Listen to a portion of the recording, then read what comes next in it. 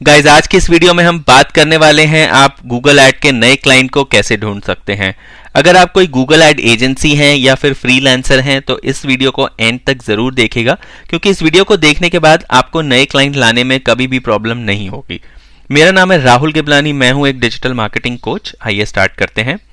Guys नए client ढूंढने का सबसे आसान तरीका होता है जो लोग ऑलरेडी गूगल ऐड पे कैंपेन चला रहे हैं, बट समटाइम्स क्योंकि उनका कैंपेन अच्छे से सेटअप नहीं होता है तो उनको डिजायर्ड रिजल्ट्स नहीं मिलता है। ऐसे में अगर हम उनका अकाउंट को ऑडिट करें और उनके अकाउंट में कुछ वैल्यू ऐड कर पाएं तो वो बड़ी आसानी से अपना बिजनेस हमें दे देंगे। आप सोच रहे होंगे तो ऑडिट करने के लिए हमें अकाउंट की एक्सेस चाहिए होगी। बिल्कुल नहीं, बिना एक्सेस लिए भी हम किसी अकाउंट को ऑडिट कर सकते हैं और एक अच्छा खासा प्रपोजल बना के उन्हें अप्रोच कर सकते हैं।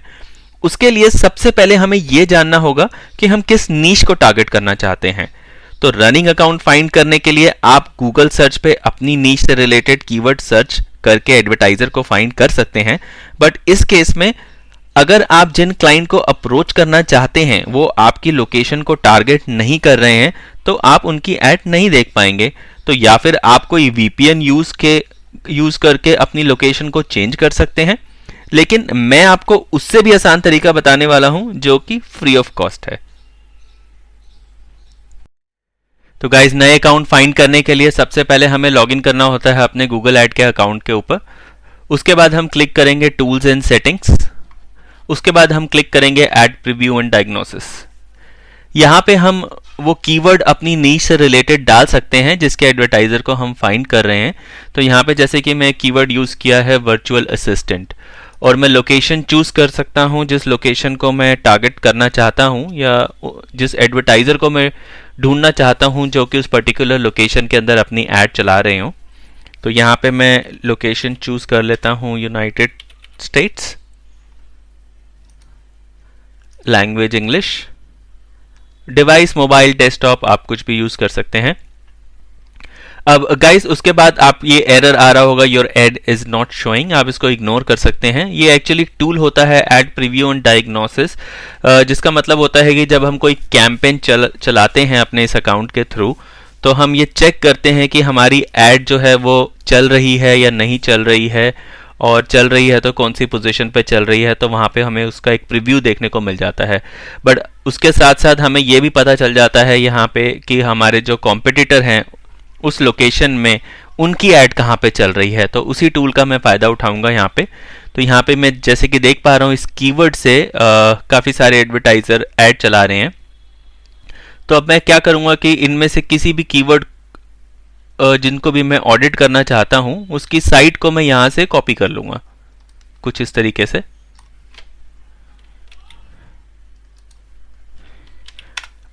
तो सबसे पहले तो मैं जो नोटिस करूंगा कि साइट का जो लोड टाइम है वो कैसा है।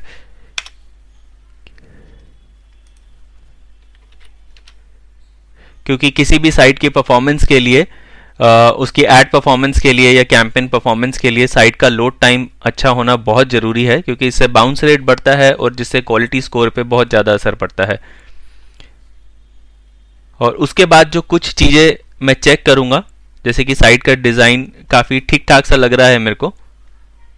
हम चेक कर सकते हैं क्या वेबसाइट पे उन्होंने कॉल टू एक्शन अच्छे से यूज़ किया है या नहीं किया है, फ़ोन नंबर अपना डिस्प्ले करा है या नहीं किया है। बट इस यहाँ पे उन्होंने कॉन्टैक्ट फॉर्म में कोई भी अच्छे से कॉल टू एक्शन नहीं डाला है, सिर्फ सेंड मैसेजेस लिखा हुआ है। तो यहाँ पे एक अच्छी सी कॉल टू एक्शन यूज़ कर सकते हैं। फ़ोन नंबर भी काफ़ी स्मॉल फॉन्ट में यहाँ पे दिख रहा है, जिसको हम यहाँ पे टॉप पे यूज़ कर सकते हैं बड़े फॉन्ट्स के अंदर, जो कि अच्छे से विजिबल हो। और कस्टमर जो हमारा मेन कीवर्ड है जैसे वर्चुअल असिस्टेंट, वो अपने हेडर टैग में यूज़ कर रहा है या नहीं कर रहा है, क्योंकि उससे भी जो क्वालिटी स्कोर पे काफ़ी फ़र्क पड़ता है। कीवर्ड उस जो हेडर टैग में हम वर्ड यूज़ करते हैं उसे as a keyword main keyword मानता है हमारे लैंडिंग पेज के लिए। और इसके अलावा जो हम चेक करेंगे कि ये जो साइट है वो मोबाइल रिस्पॉन्सिव है कि नहीं है। तो जैसे कि मैंने डेवलपर मोड में गया, मैं चेक कर रहा हूँ, आप चेक कर पा रहे हैं कुछ फॉल्ट्स यहाँ पे वेबसाइट के अंदर, जैसे कि ये जो आइकन है इनकी अलाइनमेंट अच्छे से नहीं हो रखी है मोबाइल और डेस्कटॉप पे, तो हम यहाँ पर क्लाइंट्स को सजेस्ट कर सकते हैं कि ये प्रॉब्लम्स, इन सब प्रॉब्लम्स को हम नोट कर सकते हैं, ताकि हम जब बात करें तो हम सब प्रॉब्लम्स के बारे में क्लाइंट से डिस्कस करें कि हम कैसे उनकी वेबसाइट में क्या क्या चेंजेस कर सकते हैं, क्या क्या वैल्यू एडिशन कर सकते हैं, जिससे वो अपनी जो अकाउंट की परफॉर्मेंस को इम्प्रूव कर सकते हैं। क्योंकि आपको पता होगा ज़्यादातर यूज़र्स आजकल मोबाइल से ही एक्सेस करते हैं, और ये ऐड जो हमने चेक करी थी यहाँ पे भी हमने लोकेशन जो डिवाइस है उसको मोबाइल रखा हुआ था। तो मोबाइल पे अगर ऐड चल रही है और मोबाइल से यूज़र आ रहा है और उसको वेबसाइट अगर अच्छे से नहीं दिख रही है, तो काफ़ी सारे पोटेंशियल कस्टमर्स को हम यहाँ पे लूज़ कर सकते हैं। तो ये सब पॉइंट्स हम उनसे डिस्कस कर सकते हैं। आप जैसे कि देख रहे हैं इन लोगोस की जो अलाइनमेंट है वो काफ़ी आउट हो रखी है, जो बिल्कुल ही अच्छी नहीं लग रही है। तो अगर ये क्लाइंट इनकी साइट से चले जाते हैं और किसी दूसरे एडवर्टाइज़र की साइट पे चले जाते हैं, तो हम काफ़ी सारे पोटेंशियल कस्टमर्स को यहाँ पे लूज़ कर रहे हैं। और इसके अलावा यहाँ पे मेरे पास एक क्रोम एक्सटेंशन टैग असिस्टेंट मैंने डाली हुई है अपने ब्राउज़र पे, जिसको मैं इनेबल करूँगा और उसके बाद मैं देखूँगा कि कौन कौन से टैग इस वेबसाइट पे फायर हो रहे हैं।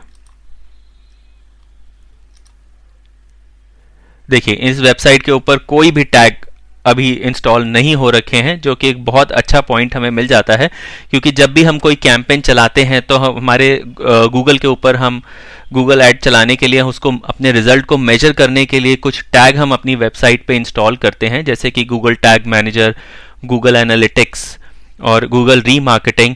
और ये सब इन्हीं सब टैग्स के थ्रू ही हम अपने कैंपेन की परफॉर्मेंस को ट्रैक कर सकते हैं। जैसे अगर हमने कन्वर्जन ट्रैकिंग लगा रखा है तो ही हमें पता चल पाएगा कि अगर हमने इतने पैसे स्पेंड कर दिए तो उसमें हमें कितने कन्वर्जन आए। और रीमार्केटिंग टैग अगर हमने लगा रखा है तो हमें पता चल पाएगा कि जो वेबसाइट पे हमारी विजिटर्स आए और अगर उन्होंने प्रोडक्ट नहीं लिया तो हम उनको कैसे दूसरी साइट्स के ऊपर वापस से टारगेट कर सकते हैं। क्योंकि जो भी कस्टमर है वो सीधा एक बार में आपकी वेबसाइट को देखने से या एक बार आपकी ऐड देखने से आपके कस्टमर नहीं बन जाते हैं। हमें कम से कम 5 to 6 टाइम्स अपनी ऐड उनको दिखानी पड़ती है, जिससे पहले वो अपना डिसीजन, अपना एक माइंड मेकअप करें और हमारे प्रोडक्ट को परचेज करें। या हमारे गाइस, एग्जांपल के लिए मैं आपको एक और एडवर्टाइजर की साइट चेक करके दिखा देता हूं। जैसे कि मैंने एक और डोमेन कॉपी किया है और इसको भी मैं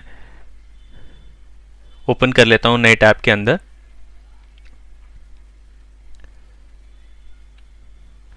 और मैं वापस से चला जाता हूं गूगल टैग असिस्टेंट पे।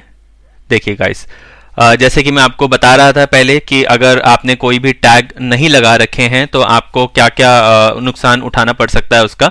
तो यहाँ पे हम एक उनका कॉम्पिटिटर की वेबसाइट चेक कर रहे हैं, तो उन्होंने यहाँ पे रीमार्केटिंग का टैग लगा रखा है और ग्लोबल साइट टैग लगा रखा है, गूगल एनालिटिक्स का टैग लगा रखा है।